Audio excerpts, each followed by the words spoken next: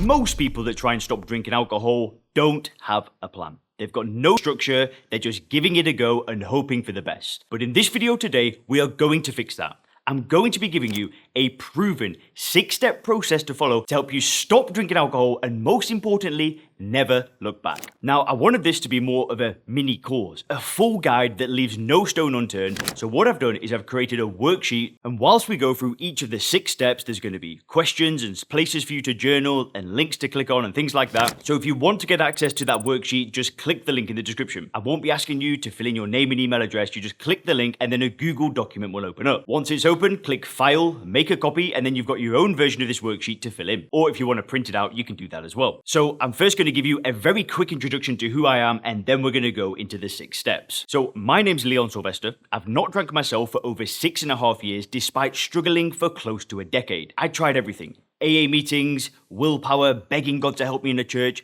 None of the mainstream stuff worked for me, but everything shifted once I'd changed the way that I view alcohol. After that, it was like the penny dropped and I never looked back. And since stopping drinking, I went from being overweight, bloated, lethargic, low energy, low self-esteem, to truly building the life of my dreams. Since then, I've been sharing my journey on YouTube, trying to inspire other people to change the way they view alcohol, reframe it, and just get on with their life. And now I've made over 700 YouTube videos, got over 20 million views, built a company called SoberClear.com, which is a coaching company where we work with business owners and high-level professionals, and we help them control their drinking quickly. If you want any details on the work that we do on SoberClear.com, just head over to the website, just go to SoberClear.com, and you can read a bit more about the program, you can see some reviews and so on. And I just wanted to tell you that so you know that I know what I'm talking about when it comes to this topic. I'm not trying to say I'm some know-it-all, but when it comes to stopping drinking, I have a lot of experience. So let's get into it with the very first step. This is something 99.9% of people miss out, and I don't know why. And it's something that I actually did when I stopped drinking for 6, 7, or 8 months with just willpower. I actually went through this process. And it was only in hindsight that I could see how powerful it was, so I want to teach it to you now. Because it's also something I did 6.5 years ago when I stopped permanently. And this is all about your personal inventory. And like I said, the worksheet's down below. Just click the link in the description, get the Google document so you can fill this in whilst we're working through things. So the very first thing you want to do here is you want to ask yourself, why do you even want to do this? Now, the reason why this is so important is because when we stop drinking alcohol, we do it because of some sort of pain. We might have a hangover, we might have upset somebody that we love, we might just be unhappy with the way we feel, the way that we look. Alcohol will have caused some kind of pain in our life, and usually that kicks us into gear. That gives us motivation to just get the ball rolling. And that's fine. I'm not saying there's anything wrong with that. Pain is good. Like, pain can get us going. But one of the problems with this, and something that happens later on down the line, is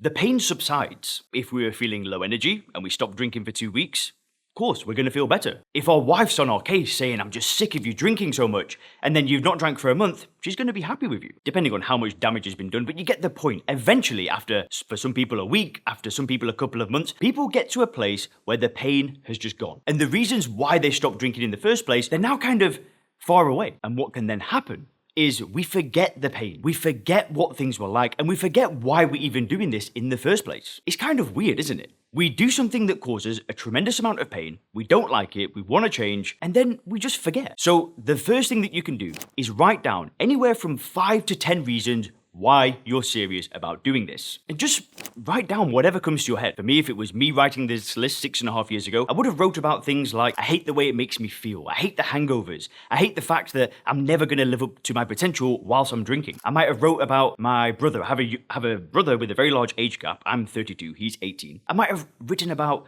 wanting to set a good example to him, not wanting to upset my family. And if it was day 1 for me, those things would be very clear in my mind. On the day, I'd know that that was why I wanted to stop drinking. But I know myself. A month later, 2 months later, 3 months later, I'd have forgotten all of that. So before you start this journey, get it down in writing. Write it down so you can remind yourself and put it in a place where you can periodically review it. The second action item here is to write down a pain and pleasure list. And this just really gets you to reflect on your relationship with alcohol and really just ask yourself, what is this doing for me? So you can either use the worksheet down below or just get yourself a blank A4 piece of paper, put down a line in the middle, write down pain on one side, pleasure on the other side, and then just start listing 5 to 10 reasons how alcohol has been causing pain in your life. And then on the other side of the equation, write down 5 to 10 ways how your life is going to be so much more pleasurable once you've fixed this problem. Again, this is going to be very personal to you. You might not want to put this where your kids or your wife or your family are going to see it. You might just want to have this stored away on your phone where only you're going to see it. But definitely don't be doing this and then throwing it in the bin. Put it in a place where you're going to see it, where you can remind yourself of why you're about to do this. Now, the third thing you can do here is you can start to create belief that you can actually do it. This is pretty important. If you start this journey thinking it's never going to work, what's the point? Is it even worth it? You don't really want to start in this frame of mind. You want to start thinking positive, thinking, wow, this is going to be awesome. And I'd argue one of the best tools in your arsenal for this is listening to success stories. It's finding people who inspire you, who you admire, and listening to their journey and listening to how their life has changed after stopping drinking. Now, I have two resources for you here. The first thing I've got for you is a list of around 15 to 20 different celebrities. Me and my team have gone and researched various celebrities' success stories when it comes to stopping drinking, and what I've done is I've put them into a YouTube playlist for you to watch. But once you listen to those stories, it starts to make you feel like, wow, look how successful that guy's become now, that girl's become now. So this can create some belief. Now, if you don't want to listen to celebrities, but you'd rather listen to everyday people, I actually have around 15 to 20 clients who were brave enough to come onto the YouTube channel and share their story of stopping drinking, going through my process, and then how life is like today. I've also created a playlist for you to watch where you can watch those interviews and just get yourself into that state of mind where it's like, it's go time. So both of those playlists are in the description below. You'll see the celebrity playlist, then the client playlist. And also, if you're following along in the Google Doc worksheet, you'll see some links to access those playlists there. So let's get into step 2, which is all about what to do before you quit. Now, my recommendation here is to pick a system. Now, what I mean by this is you want to find a process. Now, sure, we're going through a 6-step process right here. For most of you, this will be enough, but some of you might just need another level. You might need a system like AA, right? Like Smart Recovery, like Celebrate Recovery. You might need to be going to a church. Some people find it through self-education, through reading books. But I do recommend that people find some kind of system and just stick to it. Now, what I did and my system is it's all about reframing how you view alcohol. This is my recommendation. I don't do AA or Smart Recovery. I don't do any of that stuff. My way is different. So I'll explain my system and then you can either do that alone or if you want to do it together, I'll explain how we can work together. But my system was all about using something called first principles thinking. What this means is that you get the problem, alcohol, addiction, conditioning, marketing, you get all of these things and you break them down. And what we do is we study these individual component parts of the problem and then we put them together to create a completely new worldview. We think about our beliefs around alcohol, around addiction, we think of our perception of the drug. We study those things until it's like a light bulb goes off. It's like you were blind and now you could see. Now, you can do that through self-study, through books, through educating yourself, through a lot of introspection, a lot of journaling, a lot of writing, which is what I did. Or if you want to do it together, just go to soberclear.com. You can read a bit more about the method and how it works. And I'll leave a link in the description for you to click if you want to book a call to speak with me and my team. We can see if my system could be a good match for you. It's not for everybody, it's for business owners, it's for professionals. So again, if you want to see if it's a good match, go to the website or click the link in the description. So let's actually talk about the third thing, which is quitting. Now, the thing about quitting is what we don't want to do is try to stop. What we don't want to do is stop for 30 days. Now, I'll explain why in a second. But the thing that we want to do is make a true decision. We don't want to be in and out and messing around with things because what happens when we don't decide to stop drinking and we try and we go for 30 days is alcohol lives on a pedestal. We're basically telling ourselves that the longer that we go without drinking, the higher alcohol is on a pedestal and we're almost subcommunicating that the longer we go, the more we want to drink. Think about it. When we say we're trying to stop drinking, it's like we're creating an escape route. But when you make a true decision and you just decide from that point on, I'm changing who I am and that's it, everything, it's not a small bit easier, it's just easy because that's who you are now. You're not a struggling person trying to stop drinking, you just made a decision and moved on. Now, obviously, this is so much easier once you've fully changed your perception of alcohol, reframed it, and you just know in your heart that there's nothing to gain from drinking. Of course, it's going to be so much easier then, which is why I always stress doing first principles thinking, reframing alcohol, getting into that state of mind where you see it the same way that you'd see any other drug, and then just making a decision. Now, the second thing to remember when you actually quit is that it can take a bit of time to adjust to things, for things to feel normal again. It might take a few days, it might take a week, it might even take a couple of weeks, depending on how much you drank. But you might feel like something's not quite right, like something's missing and it just feels weird. And that's totally okay. If you feel this way, It's normal. You might feel some level of withdrawal, but again, that's normal as well. Sure, there's a percentage of the population that it can be dangerous for, and if you think that's you, definitely seek medical advice.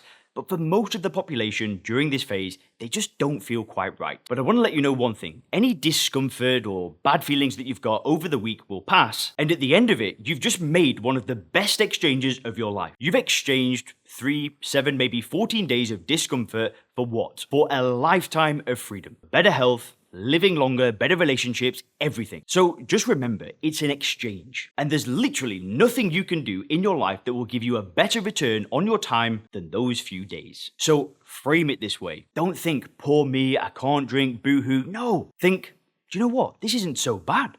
What a small price to pay for what's to come. So we're now going to start talking about what to do after quitting, what is to come.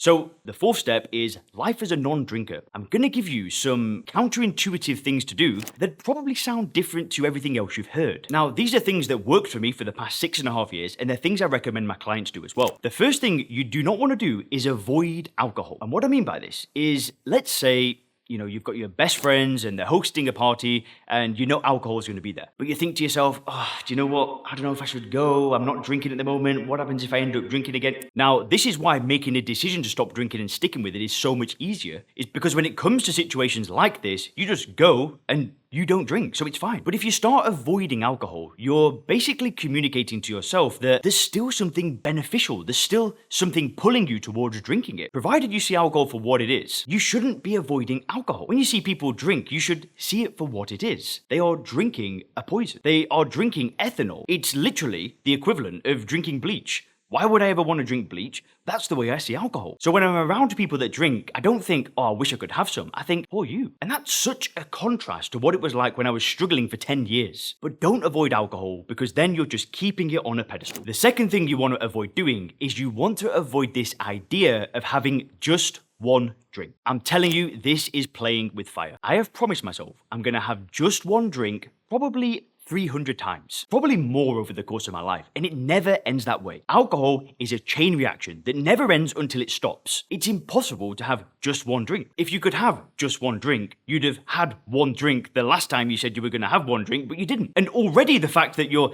thinking of having just one drink again means that the last time you said that to yourself, you're breaking it again. Do you see the craziness? That voice in your head, it needs to be disregarded. Now, the third thing is do not envy normal drinkers. And what I mean by this is when I was trying to stop drinking for 10 years, I used to romanticize this idea that one day I could be a normal drinker. That person that has half a bottle of wine instead of the whole bottle and then puts it back in the fridge. That was never me. But I used to want to be that person. So every time I stopped, when I was around somebody like that, I'd just be like, he can do it, why can't I? Alcohol's a drug, right?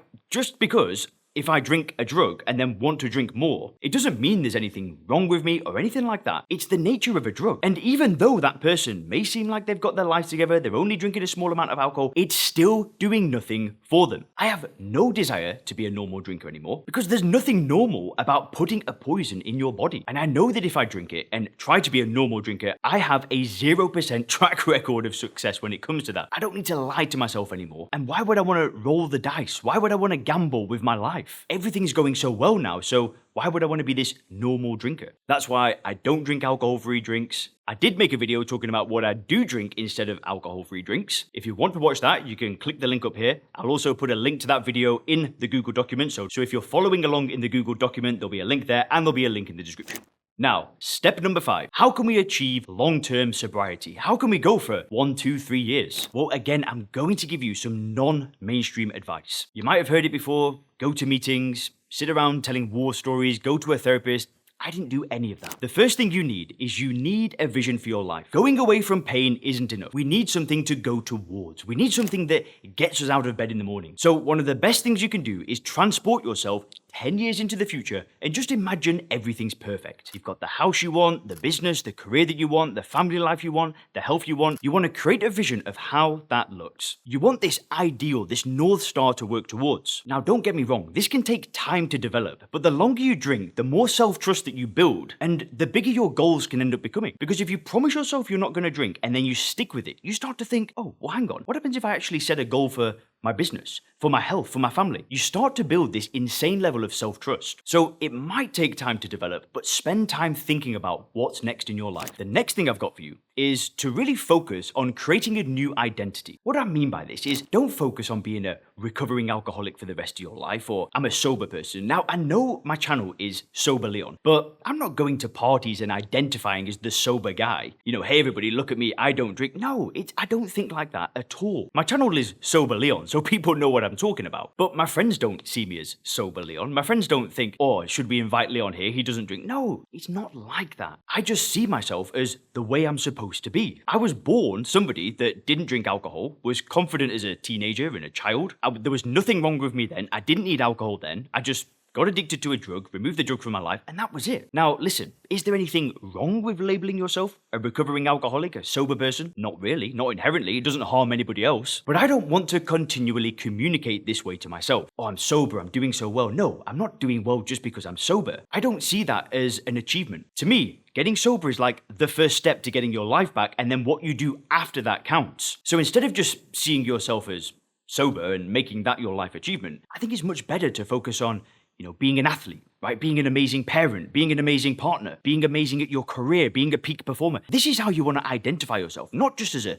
sober person. And I know that sounds critical and some people might just think it's borderline arrogant, but in the past, I've communicated with myself in this way. I've called myself a recovering alcoholic, right? Somebody that's got this disease for the rest of their life, and it did nothing to help. I wanted to stop drinking and fix it like I'd fix any other problem. See, if I've got a weed in my garden over there, and the weed keeps coming up, and I pull it out, and then it comes back up, and I pull it out, and it comes back up, I'd get pretty annoyed. I just want to put some proper weed killer on there, and it just never comes back. That's what I wanted it to be like with alcohol. I wanted to fix this problem, basically put the weed killer on, and just move on with my life. Sounds harsh, but that changed the game for me. And listen, no judgment. Whatever works, works. Like I said, it doesn't harm anybody. I'm just sharing what worked for me. Final thing I've got for you is you don't want to count the days. Because again, it goes back to that mindset. You're telling yourself the longer that you drink, the more of a non-drinker that you are. Wow, I've gone 6 months. Wow, I've gone a year. That means I'm doing even better. Listen, if you ask me, once you've changed the way that you view alcohol, there is no difference between day 1 and year 10. It makes no difference. Have you been counting the days that you've not smoked crack for, not smoked heroin for,